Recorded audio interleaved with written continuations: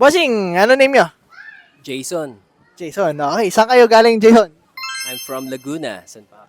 Ba't sa dami ng electric scooter shop sa buong Pilipinas, buong Manila, ba't dito ka bumili?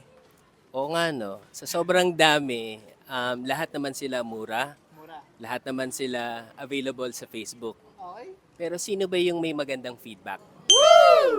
Panalo. Kasi yun yung reality kasi. Pinag-aralan ko muna yung ikaw, at tapos yung brand, and then yung produkto. So, I've been doing this for more than 6 months. Actually, nag-purchase na ako ng e-bike before.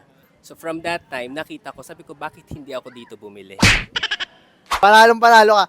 Sinasabi ko nga sa nanonood na mga bumibili dito, matatalino. Matagal nag-research. Matagal yung inaral.